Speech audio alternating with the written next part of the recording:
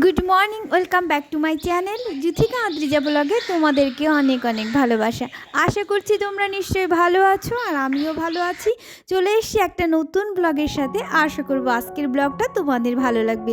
তো বন্ধুরা, আজ হলো রবিবার আর এখন বাজছে সকাল 6:30, আর 6:30 থেকে আজকের ব্লগটা স্টার্ট করলাম। তো বন্ধুরা, সকালবেলায় কিন্তু সকাল 7-6টার সময় ঘুম থেকে উঠে তারপরে কিন্তু সুন্দর আকাশটার এখন না জানো তো আমাদের ঘুম ভাঙছে কিন্তু পাখির আওয়াজে। মানে উপরের ঘরে থাকছি আর জানলাগুলো যেহেতু কাচের, সেহেতু না মানে পাখিগুলো এসে জানলায় ঠোকর দিচ্ছে। চারিপাশে গাছপালা আছে ঘরের চারিপাশে, সেগুলোতে আওয়াজ করছে। তোমরা তো শুনতে পেলে শুরুতেই যে কেমন আওয়াজ করছে পাখিরা। এই আওয়াজগুলো শুনেই কিন্তু আমাদের ঘুম ভেঙে যাচ্ছে। আর আজ না একটু কুয়াশা পড়েছে, তার জন্য মেঘলা মেঘলা ভাব, আর শীতটা একটু কম আছে, ওর জন্য না একটু সকাল সকালই উঠে পড়েছি। কারণ যেদিন কিন্তু শীত বেশি থাকে তো সেদিন কিন্তু সকাল সকাল ওঠা হয় না, কারণ সেদিন একদম বিছানা ছেড়ে মানে লেপের থেকে বের হতে ইচ্ছা হয় না। যাই হোক, আজকে শীত কম পড়েছে। আর এই যে শীতের প্রথম কুয়াশা, মানে এবারে শীতের এই যে প্রথম কুয়াশা পড়লো, আর আমার না খুবই ভালো লাগছে। কুয়াশা, শীতের কুয়াশা একটা কিন্তু অসাধারণ দৃশ্য আমাদের কাছে। তো শীতের সকালে সকাল সকাল উঠে পড়া এবং সংসারের একটার পর একটা কাজ করা খুবই শান্তির, জানো তো। তো যাই হোক, প্রথমে সকালে শুরু করলাম। আমাদের তো যারা হাউসওয়াইফ তাদের কিন্তু রান্নাঘর থেকেই কাজ শুরু হয়।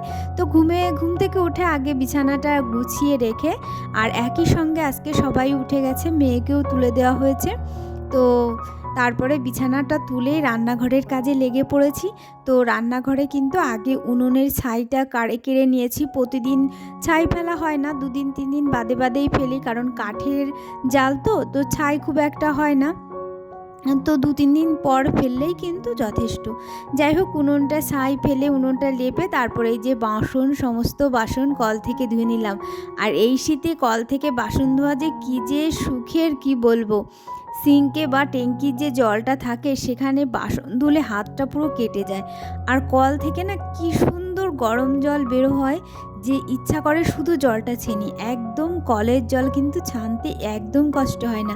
যাই হোক, তারপরে কল টিপে সমস্ত বাসনগুলো ধুয়ে নিয়েছি মেজে ঘষে। তারপরে কলপাটাও সুন্দর করে পরিষ্কার করে ঝাড় দিয়ে দিলাম, কারণ কলপাটা জানোই তো, আমি বলেছি যে কলপাটটা আমি সবসময় ঝাড় দিয়ে রাখি, না হলে সাদলা পড়ে যায়। এই যে কতদিন বৃষ্টি হলো তার জন্য তো ওই যে সাদলা পড়েই আছে, তো সেগুলো আস্তে আস্তে উঠে যাবে। যাই হোক, তারপরে কলপাড়ের কাজ সব মিটিয়ে রান্নাঘরে এই যে হাঁড়িটা, আগে থেকে হাঁড়ি কড়াই কালকেই মেজে রেখেছিলাম, যার জন্য ওগুলো আর সকালে মাজতে হয়নি। তো জল ভরে এই যে বাসি জল দিয়েছি, তাহলে কিন্তু কি হয়, ভাতটা অনেক সাদা হয়। তাই সবসময় আমি চেষ্টা করি বাসি জল দিয়ে রান্নার জন্য। যদিও আমি জলটা ফুটিয়ে নিই, তবুও বাসি জলটা ফুটিয়ে তারপরে ভাত রান্না করলে ভাতটা কিন্তু ধবধবে সাদা হয়। যাই হোক, ওদিকে হাঁড়ি কড়াই সব পাশাপাশি রেখে গুছিয়ে রাখলাম, জলের হাঁড়িটাও গুছিয়ে রেখেছি। তারপরে এই যে নিতে চলে এসেছি কাঠ। রান্নাঘরের সমস্ত কাজগুলো টিপটাপ করে তারপরে কিন্তু ব্রাশ করব। যাই হোক, এই যে কাঠগুলো নিয়ে এবার কিন্তু রান্নাঘরে গুছিয়ে রাখবো। তো কাঠের সঙ্গে শুধু তো কাঠ নিলে হবে না, খড়িও নিতে হবে। তো এক মুঠো খড়িও নিয়েছি। বেশি করে কাঠ রান্নাঘরে রাখি না, কারণ দেখতে ভালো লাগে না। যখন রান্না করি রান্নাঘরের সাথেই তো জ্বালানির ঘরটা, তো ওখান থেকেই কটা কাঠ নিয়ে নিই, রান্নার পর আবার পরিষ্কার করে ফেলি। যাই হোক, রান্নাঘরের সমস্ত কাজ গুছিয়ে নিয়েছি। তারপরে এই যে দেখো, যে ছাইটা কেড়েছিলাম সেই ছাইটা নিয়ে, আর তাছাড়া শুধু আজকের ছাইটা না, অনেক দিন ধরে আমি ছাই কেড়ে প্যাকেট ভর্তি, মানে কেরি প্যাকেট ভর্তি করে রেখে দিয়েছিলাম। মানে একটু একটু ছাই হবে আর সেটু কেড়ে নিয়ে এই দূরে ফেলতে যাওয়া, তার জন্য একসঙ্গে যখন অনেক জমা হয় তখন এই যে চলে এসেছি কোথায় জানো তো, আমার সবজি বাগানে, এই যে কচু খেতে। আমাদের খেতে যে কয়েকটা কচু গাছ আছে, আর এর মধ্যে দুটো কচু খুবই সুন্দর জাতের। এই দুটো কচু গাছকে আমি খুবই যত্ন নিই। আর এই কচু গাছের গোড়ায় জানো তো, ছাই দিলে কচুগুলো অনেক ভালো হয়, অনেক বড় হয়। তার জন্য আমি যেহেতু কাঠে রান্না করি, সেহেতু কিন্তু সব ছাইগুলো আমি একসঙ্গে জমিয়ে রেখে যখন বেশি হয় তখন এসে কচু গাছে দিয়ে দিই। আর এই যে দেখো, আমাদের সবজি বাগানে শাক লাগিয়েছে, মেথি শাক, ধনিয়া পাতা। তো এই যে মেথি শাকগুলো বেশ বড় হয়ে গেছে আর ধনিয়া পাতাগুলো সবে 2 পাতা ছেড়েছে। তো এগুলোর মধ্যে অনেক পাতা পড়ে, চারিদিকে যেহেতু গাছ আছে তার জন্য সবসময় কাতাগুলো মানে পরিষ্কার করে রাখি, না হলে আবার গাছগুলোকে নষ্ট করে দেবে। যাই হোক, সবজি খাতে একটু পাতা পরিষ্কার করে দিয়ে এই যে চলে আসলাম এবার ঘরে। এবার কিন্তু আমার সমস্ত কাজ রেডি হয়ে গেছে, আর কি বাসি কাজ বলতে পারো, সব কিছু রেডি হয়ে গেছে। এখন ব্রাশটা করে নেব। তো ব্রাশ করে নিয়েছি, আর এই যে দেখো কল থেকে মুখ ধুয়ে নিচ্ছি, কারণ ট্যাঙ্কির জল দিয়ে তো বেসিনে আমি মুখ ধুই না, কারণ জলটা খুবই আর কি ঠান্ডা থাকে, সে তো জানোই, আমি বলেছি। আর তার জন্য কল থেকেও জল মুখ ধুতে খুবই ভালো লাগে।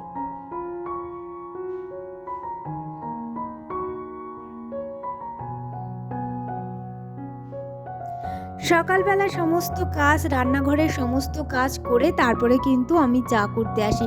আর সকালের চাটা কিন্তু আমি বেশিরভাগ সময় আমি করি না, সকালের চাটা বেশিরভাগ সময় কিন্তু আমার হাজবেন্ড করে, কারণ ও ঘুম থেকে উঠে আগে রান্নাঘরে এসে চা তৈরি করতে লাগে, কারণ ও ঘুম থেকে আগে ব্রাশ করে আগে চা খাবে। আর সকালে যেহেতু 3বার চা খায়, তার জন্য ঘুম থেকে উঠেই লেগে পড়ে চা খেতে। যাই হোক, তারপরে আবার চাটা গরম করে আমি খাই, মা বাবাকে দিই, আর মেয়েকে এই যে দিচ্ছি ডিম সিদ্ধ। তো গরম ডিম সিদ্ধ একটু কেটে কেটে দিলে চামচ দিয়ে ধরে তারপরে খেয়ে নিতে পারে, আর একদম খেতে চায় না, যার জন্য আমার দিতে ইচ্ছা হয় না। যাই হোক, চাটা খেলাম, ও ডিম সিদ্ধ খেলো। এবার ভাবলাম অনেক দিন হারমোনিয়ামটা নিয়ে বসছি না, দেখি একটু হারমোনিয়ামটা বাজিয়ে দেখি। তো সেটা নিয়ে একটু বসে পড়লাম।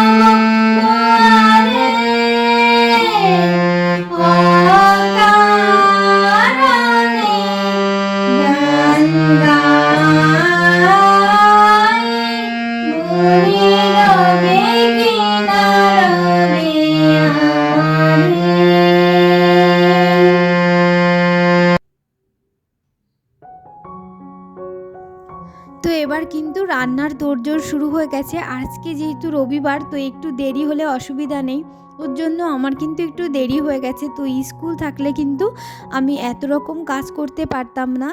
আর সকাল সকাল উঠেছি, যদিও কিছু কাজ করতে পারতাম, তবুও কিন্তু একটু বসে ঢিলামি করে একটু দেরিতেই রান্না বসাচ্ছি। তো যাই হোক, আজকে রান্না করব চিংড়ি মাছ দিয়ে আর পটল দিয়ে আর মালাইকারি আর কি, নারকেলের দুধ দিয়ে এটা রান্না করব।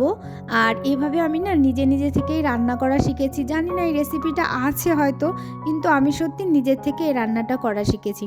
তো এগুলো রান্না করব, চিংড়ি মাছ পটলের মালাইকারি, আর রান্না করব কিন্তু হচ্ছে পেঁয়াজের কালি দিয়ে, গাজর দিয়ে, আলু দিয়ে, আবার একটু পেঁয়াজ কুচি দিয়ে ভাজা করে নেব। এটাও খেতে না আমাদের কাছে দারুণ লাগে। যাই হোক, ভাবছিলাম টক পালন রেখেছি, একটু টক পালন রান্না করব। তা যেহেতু আজকে অনেক দেরি হয়ে গেল, তার জন্য না টক পালনটা আজকে আর রান্না করব না। তো আজকে এই দুটোই রান্না করব। আর এই যে মালাইকারিটা, এটা না খেতে মানে সবাই এত পছন্দ করে, এটা দিয়েই সবাই ভাত খেয়ে নেবে। তো ভাবলাম ওটা কালকে রান্না করব, আজকে যত্নে এটুকুই রান্না করি। তো ভাতটা বসিয়ে দিলাম, আর ভাতটা বসিয়ে দিলাম, এর মধ্যে দেখলাম কি রোদ উঠেছে, মানে সকাল থেকে মেঘলা মেঘলা ছিল আর কুয়াশা ছিল, রোদ ছিল না, হঠাৎ করেই রোদটা উঠলো। তা কালকে না কিছু জামা কাপড় কেচে দিয়েছিলাম, মার শাড়ি, আমার কিছু আর মেয়ের কিছু, তো অল্প কিছু। তো সেগুলো শুকায়নি, স্নানের সময় যেহেতু কেচে দিয়েছি ওর জন্য শুকায়নি। তো সেগুলো ঘরেই নাড়া ছিল, তো সেগুলো ভাবলাম যেগুলো তাড়াতাড়ি তড়জোড় করে ছাদে মেলে দিই, যাই হোক একটু শুকিয়ে যাবে।